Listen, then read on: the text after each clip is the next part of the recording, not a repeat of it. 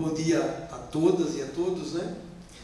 Queria agradecer o convite em primeiro lugar, né? Porque realmente, assim, foi um convite especial da escola. Eu já tive aqui em outras oportunidades, né? Sempre para o movimento político, para a escola, tudo, mas essa está sendo muito especial, porque a escola me parece que tem um caráter, como o Júlio falou e a Jéssica explicou, esse caráter especial, né, dessa escola aqui em Taguatinga, né? Então, para completar aí, eu sou casado, né, Júlio? Eu tenho 60 anos, sou casado, tenho 3 filhas, das quais 2 são casadas e uma casa agora daqui a 2 meses. E sou casado há 35 anos e já tenho um netinho, né? Então já estamos na outra fase aqui, estava conversando com meus amigos com mais de 60 anos aqui, e nós estávamos comentando aqui das vantagens que tem você ter 60 anos, né? Estacionamento privativo, né? Tem umas coisas, não paga ônibus, tem algumas coisas que são vantajosas, né? Além da experiência de vida, né? Realmente eu me sinto assim muito bem, muito feliz, né? Sempre fui uma pessoa muito feliz, né? Eu acho que isso aqui foi uma coisa que eu recebi de presente.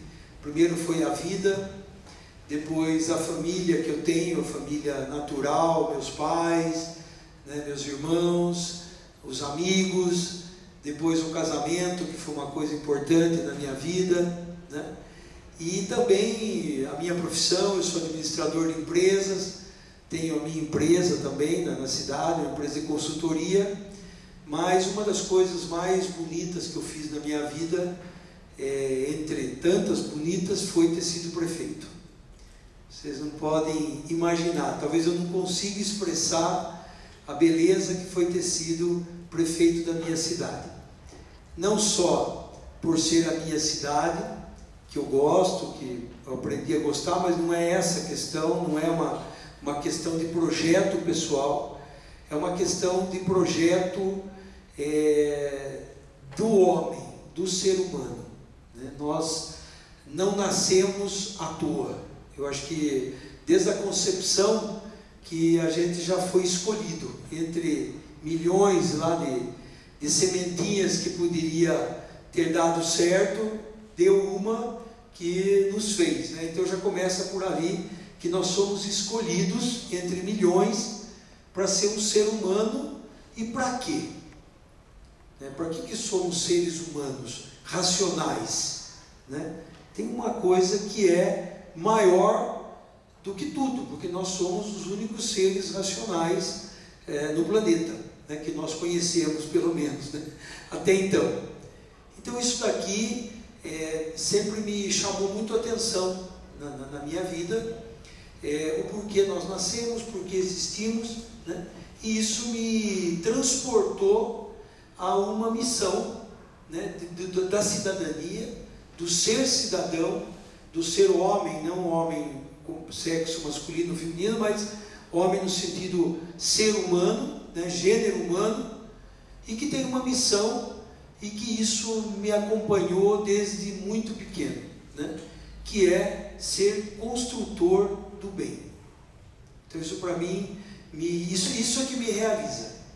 Não é ter sido prefeito, é ter podido ser prefeito, né? Escolhido numa cidade que na época tinha 130 mil habitantes, hoje tem 160 mil, uma cidade importante do estado de São Paulo.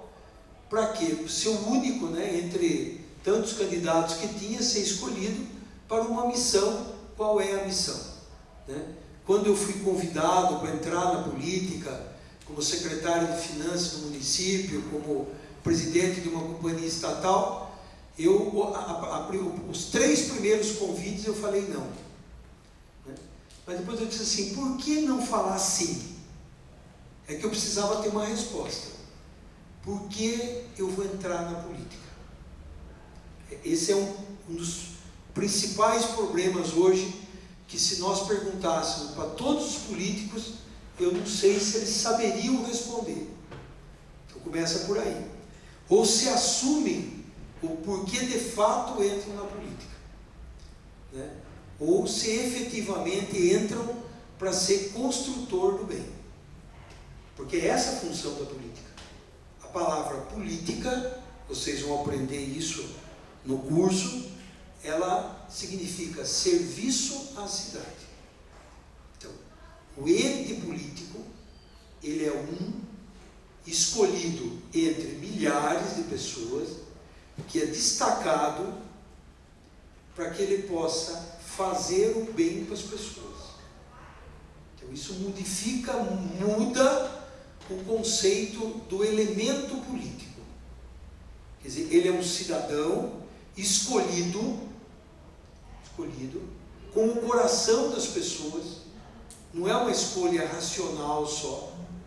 O dia que eu fiz 49% dos votos da cidade, eu nunca tinha sido candidato a nada, e eu concorria com 3 outros que já tinham sido candidatos. Quando terminou a apuração, eu tinha sido eleito com quase 20 mil votos na cidade. Aquilo me assustou. O que significava aquilo? Que quase 20 mil pessoas, naquele dia, foram em diversos lugares da cidade, e não era urna eletrônica, puseram um X no meu nome. Aquilo ali não é uma questão só humana. Aqui tem uma questão divina. Então, nós não somos mais, um político não é mais um ser comum. Ele é alguém destacado, que vem para um determinado posto, e aquilo ali é devolver a confiança. Então, eu conto para vocês uma experiência que eu fiz para ser candidato.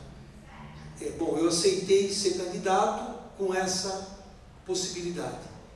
Disse, mas o que é que uma cidade espera de um prefeito? Eu tinha 34 anos na época, jovem, as crianças pequenas, as minhas meninas, todas pequenas, e eu tinha pouca experiência, quer seja de vida, quer seja de administração pública, porque tinha sido secretário de Finanças, ótimo, presidente da Companhia de Desenvolvimento da cidade, mas nunca tinha sido prefeito, então eu fui ouvir as pessoas. Então eu percorri o período pré-campanha em todos os setores da cidade. Os clubes de serviço, os bairros, a Sociedade Amigos de Bairro, Lions, Rotary, Maçonaria, todas as igrejas católicas, evangélicas, espíritas. Fui em todos os lugares que eu podia ir, eu fui.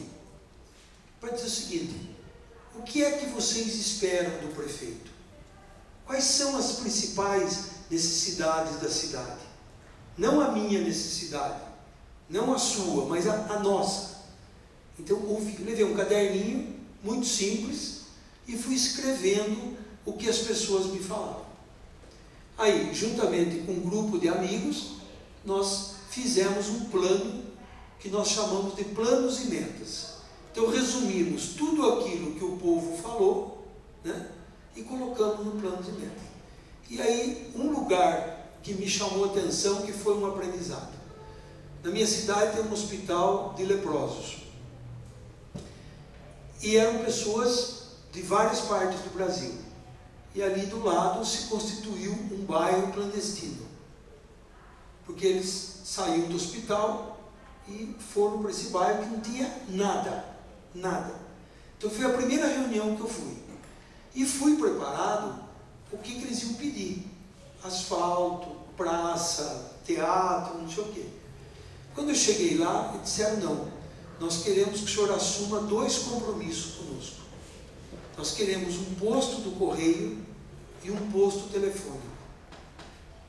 Porque a nossa necessidade é ter contato com os nossos familiares, que são de várias partes do Brasil. E nós não temos mais coragem de voltar para as nossas cidades pelas marcas que a lepra deixou. Então nós constituímos esse bairro, moramos aqui, a comunidade todos iguais, e nós nem queremos asfalto, porque os nossos pés não permitem mais que a gente caminhe. Então aquilo foi um choque positivo, aprendizado. Então pus aquilo no programa, né, e fui casa por casa da cidade entregar o meu programa. Então foi um outro aprendizado. O primeiro dia que eu fui, eu sempre gosto de contar isso aqui, começou a campanha, não dormi aquela noite de medo. Como é que eu vou bater numa casa e pedir voto para mim? O Emílio aqui já foi vereador, é uma coisa extremamente desagradável, né? Chega lá, vote para mim. Por quê? Estranho, né? Então eu peguei esse plano e bati na primeira casa e rezei para que não tivesse ninguém em casa. Assim eu não precisava falar nada. Estou tranquilo, não, mas tinha. E essa mulher veio, né? E eu disse para ela: olha, eu sou um dos 4 candidatos a prefeito da cidade. Meu nome é tal, Sérgio Previde, tem outros 3 candidatos, são pessoas boas, são meus amigos, são pessoas que eu conheço, pessoas de confiança, né? E eu vim trazer meu plano de governo para a senhora. E a senhora devia também conhecer o plano de governo dos outros 3, né? Depois, se a senhora achar que o meu merece a sua confiança, eu vou retribuir com o meu trabalho. Essa mulher respondeu com um sorriso tão bonito, me agradeceu, me abraçou, que eu encontrei um jeito de fazer campanha. Eu fui repetindo isso aí em todas as casas da cidade, né? Porque eu vi que eu ia ali com generosidade, aberto, falando bem dos meus concorrentes, não falando mal deles, né? E encontrei e ganhei a eleição. Esse foi o resultado, né? Eu lembro que as minhas meninas iam nos comícios com uma camisetinha escrito "Vote no meu pai", né? Daí está até hoje guardado lá. E os meus sobrinhos lá: tio, manda fazer, né? Não tinha muito dinheiro, né? Aí eu pus lá "Vote do meu tio". Aí eu andava, não tirava aquela camiseta nem para dormir, né? Queriam sempre usar. E no fim deu certo. Mas tudo isso aqui eu só fiz esse preâmbulozinho para dizer o porquê disso aqui, o porquê dessa escola, né? Essa escola tem uma origem. Essa escola não é uma coisa inventada pelo Júlio, por todo mundo daqui, por esse grupo que está coordenando aqui, né? São vários, né? Não é uma escola inventada por nós, nem pelo movimento político. Essa escola aqui foi inventada por Deus, né? Independente da religião, mas foi inventada por Deus, né? Porque ela tem uma origem, inclusive, histórica, né?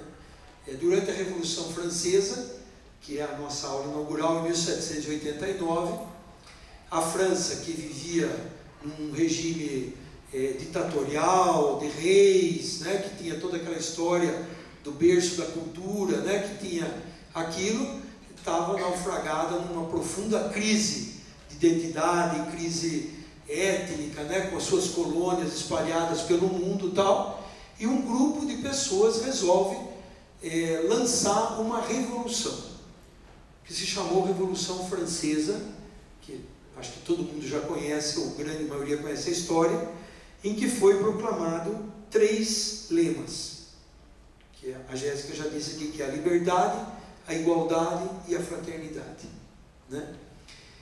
Durante esses 225 anos, que foi 1789, a liberdade e a igualdade, elas foram amplamente difundidas. A liberdade pelo capitalismo e a igualdade pelo socialismo, né? E o que aconteceu com a fraternidade? Ela ficou um princípio esquecido. Não só por nós agora, mas lá no nascedor. Alguns anos depois, os próprios franceses tiveram que retirar o tema da fraternidade do lema. Porque era assim: Júlio, ou você é meu irmão ou eu te mato. Quer dizer, que fraternidade é essa? Então eles criaram o lema e depois viram que tinham inventado uma grande de uma enroscada. Porque a liberdade, tudo bem, podia ir pelo caminho, você tem que ser livre. Só que o capitalismo, qual é a liberdade do capitalismo? Você pode ir todo dia para o Rio de Janeiro passear. Você pode ir. Tem dinheiro? Não. Então é uma liberdade limitada, né? A igualdade é assim: todo mundo igual e o governo rico. Mas igual para mais ou igual para menos? Igual para menos. Então eu fui em Cuba, visitar Cuba. Perguntei: como é a situação de vocês? Não, nós éramos miseráveis, agora somos todos pobres. Não, tudo bem, quer dizer, melhorou um pouquinho, mas todo mundo pobre. Mas por que não todo mundo rico? Ué, não é a mesma coisa? Não, todo mundo pobre.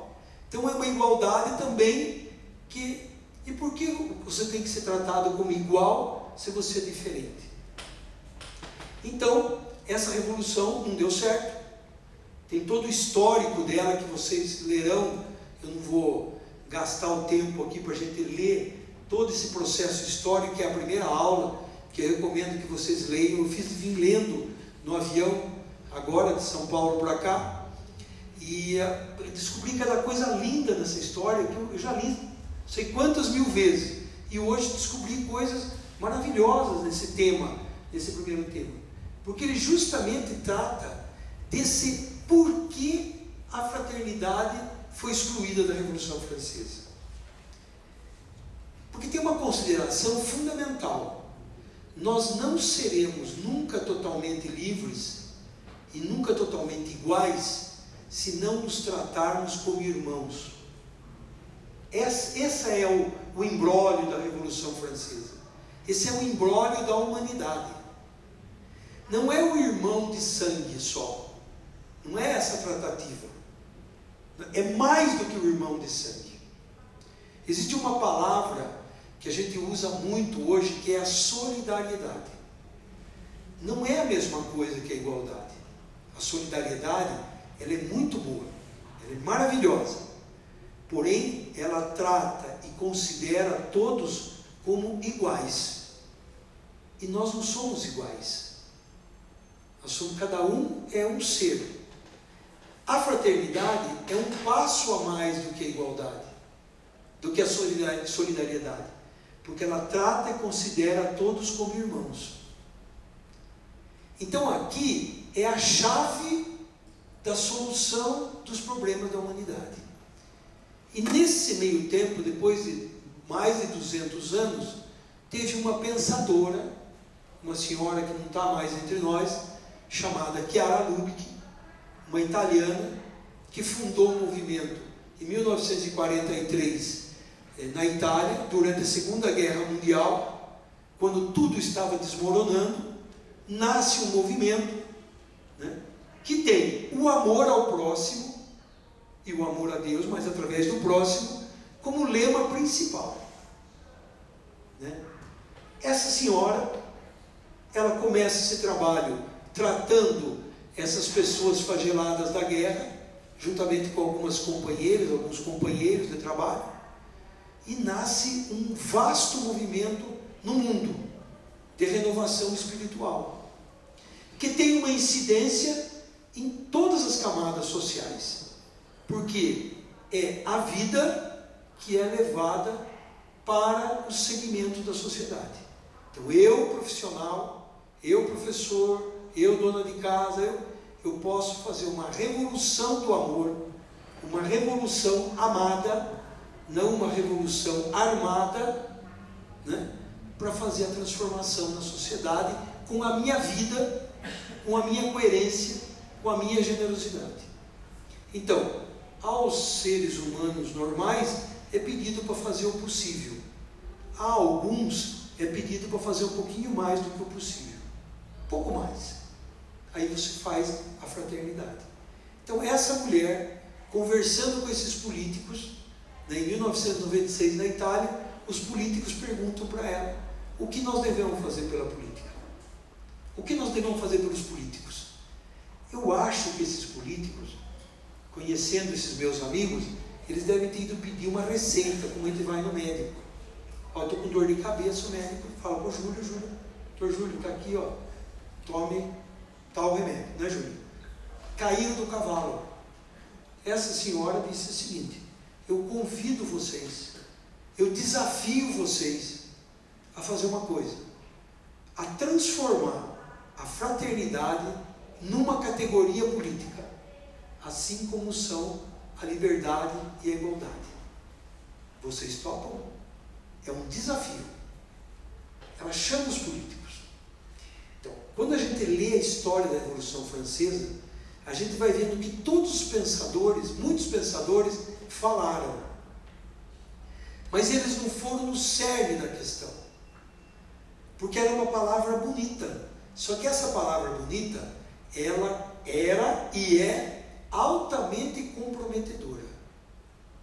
Extremamente comprometedora. É porque ela muda. Porque ela transforma. Ela realiza. Então, a grande e única, a maior de todas as novidades do mundo político da história se chama a fraternidade como categoria política. Para aqueles que creem e que conhecem a Bíblia, a história do poder começou com Adão e Eva.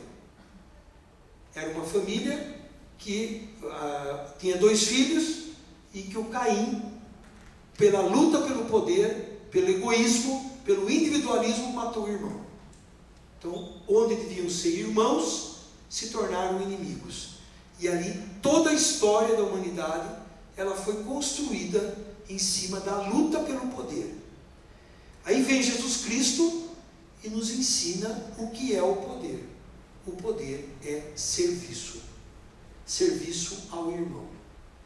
Aí vem os homens que disseram o seguinte, que a Constituição, porque quando Deus pensou no mundo, no homem e no mundo, Ele pensou num jardim. Ele não pensou numa cidade. Nós que constituímos as cidades. Eu fiquei sabendo aí que Taguatinga, segundo o Eloy me falou agora, era assim, chegava aqui e falava, eu quero esse pedaço aqui, né? Foi organizando a cidade. Então nós fizemos a cidade. Então nós somos responsáveis pelas nossas cidades. Né? Então, a política, ela não é dos políticos. Esse é o grande aprendizado da Escola Cívitas. Então, pegamos a história para quê? Para entender essa história da Revolução Francesa, por que a fraternidade foi tirada do lema da Revolução Francesa? Por que não deu certo? Porque ela é um empecilho, ela é um obstáculo, ela é um grande problema para as pessoas que estão decididas a serem construtores do mal. Porque a humanidade está dividida em 2 partes. Os que constroem o bem e os que constroem o mal. Podem ver. Está nítido isso aqui. Então, os traficantes levantam de manhã decididos a construir o mal. Os fabricantes de arma levantam de manhã, hoje eu vou fazer o mal para a humanidade. Certo? É isso aqui. Uma dona de casa levanta de manhã e diz, hoje eu sou construtora do bem. Eu vou fazer o café, eu vou preparar o almoço, eu vou cuidar da casa, construtora do bem. O médico levanta de manhã e vai salvar vidas, ele é construtor do bem. Né? Alguns políticos levantam de manhã e dizem, eu sou construtor do mal. Eu vou ao parlamento para fazer o mal. Está dentro dele, porque ele cultivou a maldade dentro dele. Foi aqui que foi a minha decisão de ser político. Eu só entro na política se for para construir o bem 24 horas por dia. Não 23. Tem que ser 24 horas por dia. Essa foi a felicidade. Vocês não podem imaginar o que é você ter a caneta, está aqui a mesma caneta, e você promulgar uma lei. Eu estou fazendo uma lei para o bem da minha cidade, para o bem das pessoas. Pensem vocês, o que significa isso? Você ter o poder para fazer o bem. Imagine se o presidente dos Estados Unidos fosse um homem que construísse o bem. Ele acabava com as guerras. Ele pode acabar com as guerras. A caneta dele decide. Como você decide em observar a lei do trânsito, você é um construtor do bem, o presidente dos Estados Unidos, se ele quisesse, ele acabava com a guerra. Isso daqui é uma coisa que é muito para a gente. é uma coisa maravilhosa. Então a Escola Cívitas, ela não quer formar políticos, ela quer ajudar a você ser um cidadão melhor. Um cidadão bom, ele tem uma grande chance de ser um político bom. Não que ele vai ser. Um cidadão não muito bom, dificilmente ele vai ser um bom político. Então, a política nova, a política fraterna, ela se constrói de dentro para fora. Então, eu decido ser um construtor do bem, porque eu tenho um ideal maior. Então, eu vou ser promotor do bem.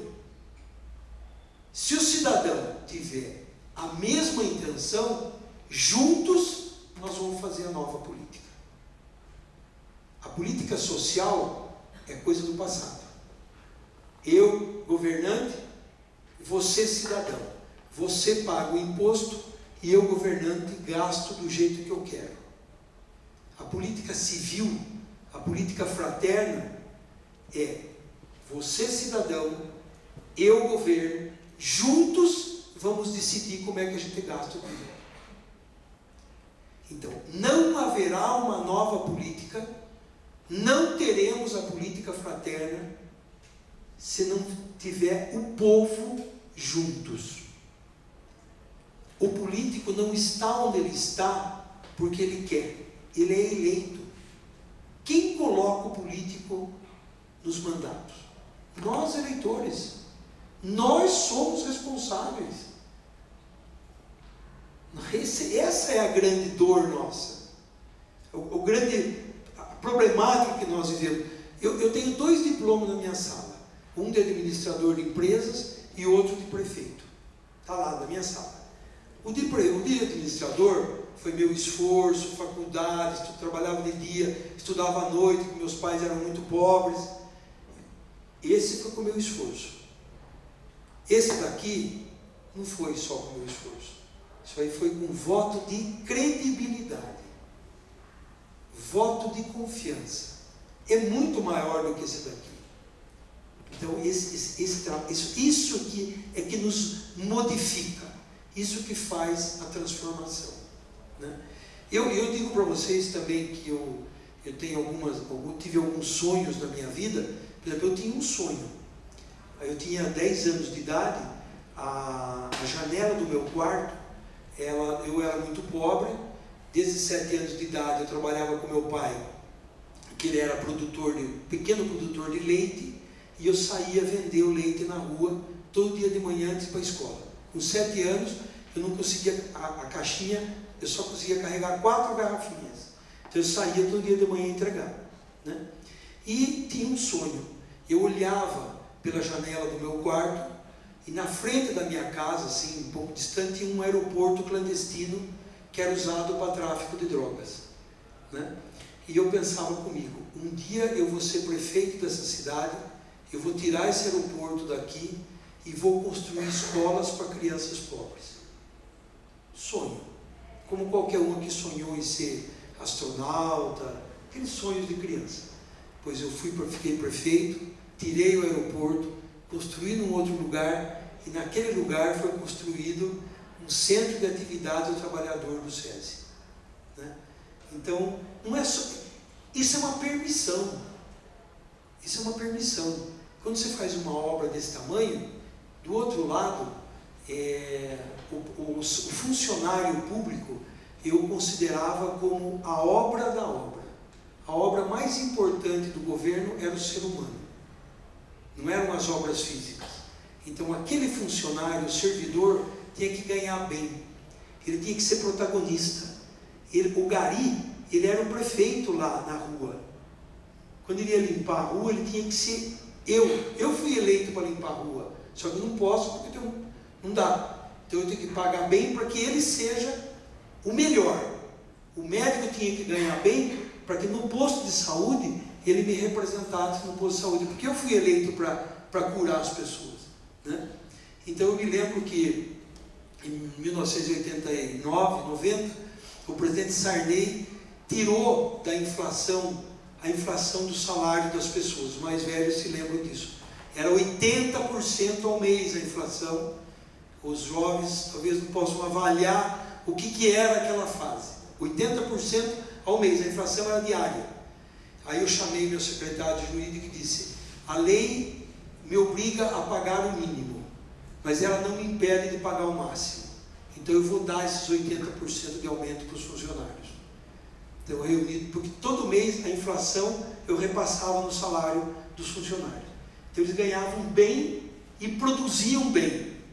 Então o médico ficava 4 horas, 8 horas na prefeitura trabalhando no posto de saúde e tal, a tal ponto que um médico pediatra, ele tinha 4 horas como médico e depois um consultório particular dele. Um dia ele pediu uma audiência para mim e ele veio avisar que tinha fechado o consultório particular porque ele não conseguia competir com a qualidade do próprio consultório público, né? Isso me deixou feliz, porque nós estávamos fazendo, essa era a questão. E esses trabalhadores, um dia, há poucos dias, eu vou no enterro, né? E tem lá um senhor, um funcionário antigo, que está enterrando a sogra do meu irmão. Ele para de fazer o serviço, olha para mim e diz assim: desculpa, fico emocionado.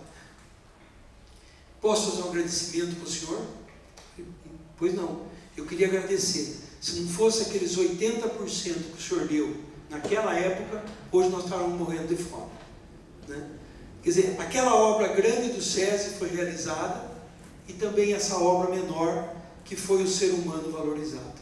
Então, é possível, é realizável, é factível ser um cidadão fraterno, ser um político fraterno, é a coisa mais importante que nós podemos fazer na nossa vida. Não tem uma missão maior. Então eu não preciso ser vereador, deputado, para eu ser um político. Eu posso ser participativo nesse grupo que existe aqui em Itaguatinga, que é uma das experiências mais bonitas do Brasil, que nós estamos vivenciando, esse grupo que está levando para frente a modificação da cidade, independentemente do administrador que foi preso, né? Aquele dia o trabalho continuou. Não é ele que é dono de Itaguatinga, são vocês que são donos da cidade. Então eu posso ser um cidadão fraterno, eu posso dar minha contribuição, eu posso participar, e aí eu tenho chance um dia de ser um deputado distrital, ser um deputado federal, senador, presidente da República, mas diferente. Eu vou porque eu sou um construtor do bem. É isso que é a fraternidade como categoria política. E é esse o principal objetivo da Escola Cívitas. É transformar todos em construtores do bem. Deu tempo, senador? Você marcou o tempo, Jéssica? Deu? Então pronto. Encerramos aqui, depois nós abrimos para um diálogo, se for necessário, e continuamos a conversar. Obrigado.